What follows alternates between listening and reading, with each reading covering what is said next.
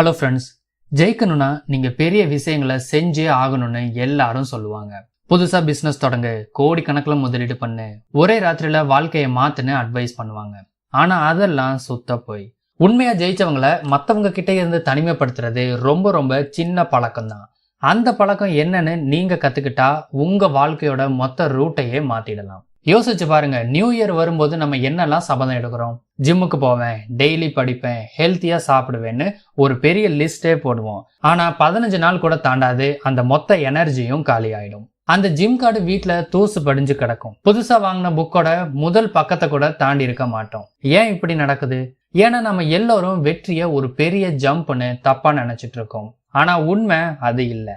வெற்றிங்கிறது பெரிய ஜம்ப்னால வரதில்ல, அது நாம ஒவ்வொரு நாளும் எடுத்து வைக்கிற குட்டி குட்டி ஸ்டெப்ஸால வருது. அந்த எல்லா சின்ன அடிகளுக்கும் பேஸ்மெண்டா இருக்கிறது ஒரே ஒரு பழக்கம் தான். அந்த ஒரு பழக்கம் தான் மற்ற எல்லா நல்ல பழக்கங்களையும் உங்களுக்குள்ள கொண்டு வரும். அது என்ன பழக்கம்? அதைத்தான் இந்த வீடியோல நாம ஃபுல்லா பார்க்க போறோம்.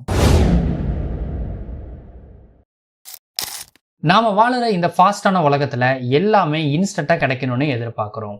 இன்ஸ்டன்ட் நூடுல்ஸ், இன்ஸ்டன்ட் காஃபி மாதிரி ஜெயிக்கிறதுக்கும் இன்ஸ்டன்ட் வழி வேணும்னு நினைக்கிறோம். யூடியூப்ல 30 நாள்ல கோடீசன் ஆகிறது எப்படின்னு வீடியோ பார்க்குறோம். அந்த டைட்டில் ஏன் நம்மளை இழுக்குது? ஏன்னா அது கஷ்டப்படாம பொறுமையா இல்லாம ஏதோ ஒரு ஷார்ட்கட் இருக்குன்னு நம்மளை நம்ப வைக்குது. இந்த மைண்ட் செட் தான் நம்மளோட முதல் எதிரி. ஒரு பிரச்சனை வந்தா அதுக்கான காரணத்தை நமக்கு வெளியில தேட ஆரம்பிச்சிடுறோம். என் வேலை சரியில்லை, அதனாலதான் என்னால வளர முடியல. என் பாஸ்க்கு என்னைய பிடிக்கல, எனக்கு டைமே இல்லை, என்னோட குடும்ப சூழ்நிலை சரியில்லை, அவனுக்கு லக் அடிச்சது எனக்கு இல்லை. இப்படி நமக்கு நாமளே சமாதானம் சொல்லிக்கிறோம். இப்படி அடுத்தவங்களை குறை சொல்றது கொஞ்ச நேரத்துக்கு நமக்கு நிம்மதியா இருக்கலாம்.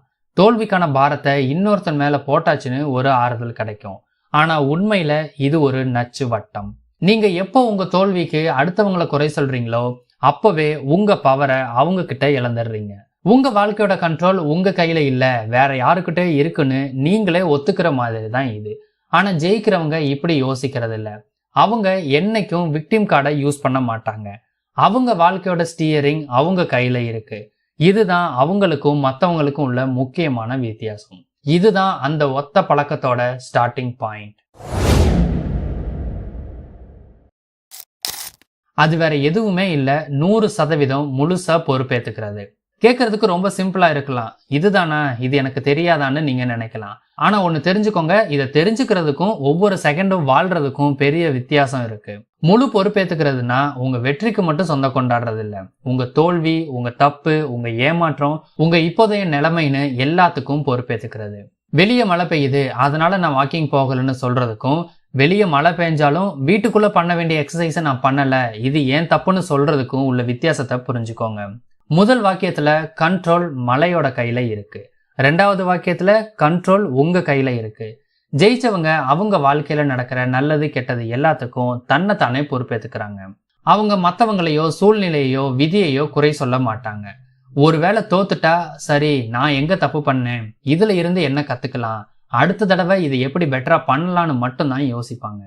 இந்த ஒரு மைண்ட் செட் மாற்றம் தான் ஒரு சாதாரண ஆளை ஒரு சாதனையாளரா மாத்துது. இந்த முழு பொறுப்பேத்துக்கிற பழக்கம் உங்க வாழ்க்கையோட ஒவ்வொரு ஏரியாவையும் எப்படி மாத்துதுன்னு இப்ப பார்க்கலாம். நம்பர் 1, தோல்வியை கையாளுற விதம். பொறுப்பை தட்டி கழிக்கிறவங்க தோல்வியை ஒரு டெட் எண்டா பாக்குறாங்க. ஆனா பொறுப்பேத்துக்கிறவங்க தோல்வியை ஒரு ஃபீட்பேக்கா மட்டும்தான் பாக்குறாங்க. அது ஒரு பாடம், அடுத்த லெவலுக்கு போறதுக்கான ஒரு கைடுன்னு நினைக்கிறாங்க. தாமஸ் ஆல்வா எடிசன் பல்பை கண்டுபிடிக்கிறதுக்கு முன்னாடி 1000 தடவை ஃபெயில் ஆனாரு. அதை பத்தி கேட்டப்போ, நான் தோக்கல, பல்ப் எப்படி செய்யக்கூடாதுன்னு 1000 வழியை கண்டுபிடிச்சேன்னு சொன்னாரு. இதுதான் அந்த ஆட்டிடியூட். தோல்வி உங்க பயணத்தோட ஒரு பகுதி, அதுவே முடிவு இல்லைன்னு நீங்க உணர்வீங்க. நம்பர் 2, கற்றல் மற்றும் வளர்ச்சி. நீங்க உங்க நிலைமைக்கு பொறுப்பேற்றுக்கும் போது அதை மாத்துறதுக்கான வழியையும் தேட ஆரம்பிப்பீங்க. எனக்கு இது தெரியாதுன்னு சொல்றதை நிறுத்திட்டு இதை நான் எப்படி கத்துக்கிறதுன்னு கேட்க ஆரம்பிப்பீங்க. இது உங்களை ஒரு லைஃப் லாங் ஸ்டூடெண்டா மாத்தும். நீங்க புக்ஸ் படிப்பீங்க, புதுசா ஸ்கில்ஸ் கத்துப்பீங்க, எக்ஸ்பர்ட்ஸ் கிட்ட அட்வைஸ் கேட்பீங்க. உங்க வளர்ச்சி உங்க கையில மட்டும்தான் இருக்குன்ற உண்மையை புரிஞ்சுக்குவீங்க. நம்பர் 3, நேர மேலாண்மை மற்றும் ஒழுக்கம். டைமே இல்ல, இது நாம எல்லாருமே சொல்ற ஒரு சாக்கு. ஆனா நீங்க முழுசா பொறுப்பேற்றுக்கும் போது டைம் இல்லைன்றது போய், நீங்க அதுக்கு முக்கியத்துவம் கொடுக்கலைன்றது தான் உண்மைன்னு உணர்வீங்க. எல்லாருக்குமே ஒரு நாளைக்கு 24 மணி நேரம் தான் இருக்கு. அதை எப்படி யூஸ் பண்றோன்றது நம்ம கையில தான் இருக்கு. பொறுப்பேத்துக்கிற பழக்கம் உங்களை சரியா பிளான் பண்ண வைக்கும். உங்க கோல்ஸுக்கு முக்கியத்துவம் கொடுத்து தேவையில்லாத விஷயங்களை தவிர்க்க கத்துக் கொடுக்கும். இதுதான் கன்சிஸ்டன்சிக்கும் விடாமுயற்சிக்கும் அடித்தளம். Number 4, positive self talk. உங்களுக்குள்ள நீங்க பேசிக்கிறது ரொம்ப பவர்ஃபுல்.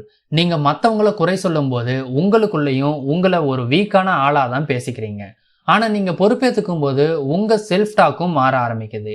என்னால முடியாதுன்றதுக்கு பதிலா நான் முயற்சி பண்றேன்னு சொல்லுவீங்க. நான் தோத்துட்டேன்றதுக்கு பதிலா நான் கத்துக்கிட்டேன்னு சொல்லுவீங்க. இந்த பாசிட்டிவ் வார்த்தைகள் உங்க தன்னம்பிக்கையை பூஸ்ட் பண்ணி உங்களை வேலை செய்ய வைக்கும். ஓகே, ஒரு செகண்ட். இது வரைக்கும் பேசுனது உங்களுக்கு யூஸ்ஃபுல்லா இருந்துச்சா? அப்போ டக்குன்னு இந்த வீடியோக்கு ஒரு லைக் பண்ணுங்க.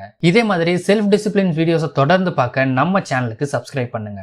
நீங்க பொறுப்பேற்க தயாரா இருந்தா கீழே கமெண்ட்ல ஐ டேக் ரெஸ்பான்சிபிலிட்டின்னு டைப் பண்ணுங்க. சரி, இந்த பொறுப்பேற்கிற பழக்கத்தை நம்ம டெய்லி லைஃப்ல எப்படி கொண்டு வருது? இதுக்கான சில சிம்பிள் ஸ்டெப்ஸ் நம்ம பார்க்கலாம். நம்பர் 1, உங்க நாளை பிளான் பண்ணுங்க. ஒவ்வொரு நாள் நைட்டும் தூங்குறதுக்கு முன்னாடி அடுத்த நாள் நீங்க செய்ய வேண்டிய முக்கியமான 3 வேலைகளை எழுதுங்க. காலையில எந்திரிச்சதும் அந்த லிஸ்ட்டை பாருங்க. இது அந்த நாளோட கண்ட்ரோலை உங்க கையில எடுக்க உதவும். அன்னைக்கு என்ன நடந்தாலும் இந்த 3 வேலைகளையும் முடிச்சே தீருவேன்னு உங்களுக்கு நீங்களே சத்தியம் பண்ணிக்கோங்க. நம்பர் 2, கேள்விகளை மாத்துங்க. ஒரு பிரச்சனை வந்தா ஏன் எனக்கு மட்டும் இப்படி நடக்குதுன்னு கேட்கறத நிறுத்துங்க. அது உங்களை ஒரு பலிகடாவா ஃபீல் பண்ண வைக்கும். அதுக்கு பதிலா இந்த நிலைமையை சரி பண்ண நான் என்ன செய்ய முடியும், அல்லது இதுல நான் கண்ட்ரோல் பண்ணக்கூடிய விஷயம் என்னன்னு கேளுங்க. இந்த கேள்வி உங்க மைண்டை சொல்யூஷன் பக்கம் திருப்பி விடும். நம்பர் 3, சேவர்ஸ் முறையை ஃபாலோ பண்ணுங்க.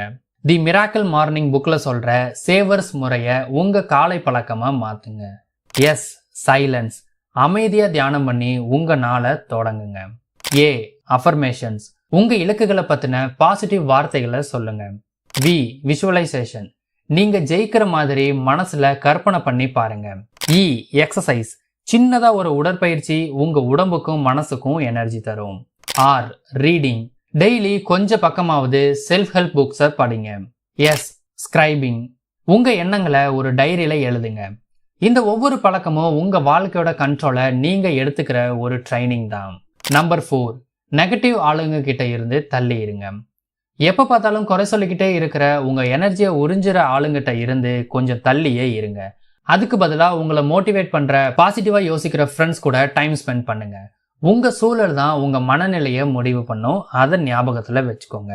இன்னைக்கு நாம பார்த்த இந்த முழு பொறுப்பேற்கும் பழக்கம் ஏதோ மேஜிக் இல்ல. இது ஒரு மைண்ட் செட் ஷிஃப்ட், ஒரு லைஃப் ஸ்டைல். வெற்றிங்கிறது நீங்க எப்பயாச்சும் செய்யற ஒரு பெரிய காரியத்தால வரதில்லை.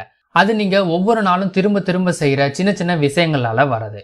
அந்த எல்லா சின்ன விஷயங்களுக்கும் அச்சாணியா இருக்கிறது இந்த ஒத்த பழக்கம் தான்.